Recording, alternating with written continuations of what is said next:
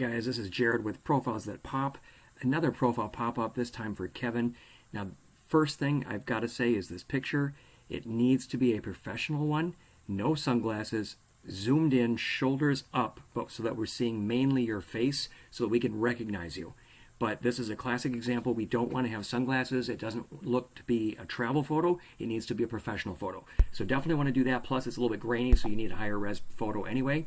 Now, your background I absolutely love, but you've got bigger problems. I don't think people are getting to your profile. Now, when I first came up on your name, I was seeing your picture actually was flickering. It's not doing it now, but it was before, and that tells me that the settings may be corrupt on your photo anyway. So definitely room to change your photo and then make sure your settings are working.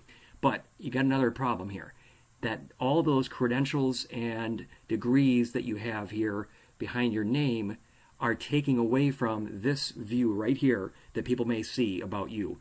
They're not going to know what supply you'd offer, pun intended, right? Because your name is filled up.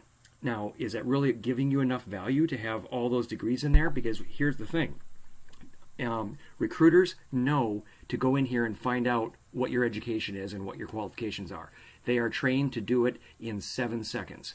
They will see Yale right here in the middle. They will also say none, which we'll get to here in a minute. They will then quickly scroll down here and they'll glance at it and they'll understand. Here's the MSc, MBA, and the B, ENG.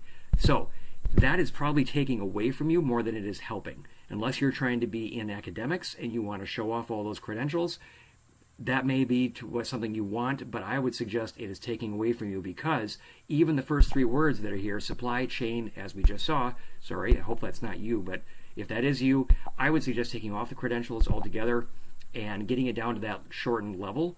Now, if this is yours, a duplicate profile by chance, you can get rid of that if it's yours. But going back to yours, supply chain director, I actually like the fact that your headline starts off with that. It's great. It shows some direction as to what you want, but then it does get a little confusing later on when you have VP. You've got hashtag O&O in here. I don't see that you've turned that on as a feature, or the newer one called open to job opportunities. All of those would be a good thing to do, but this is a bigger problem. This is the third big tip I want to make sure you know. You've got that same title here repeated like you have in the headline. Now, if you are doing the weekly searches, let me know below in the comments. I'll be glad to send you the link. But if you do the weekly searches, I wonder if you're getting found for these terms.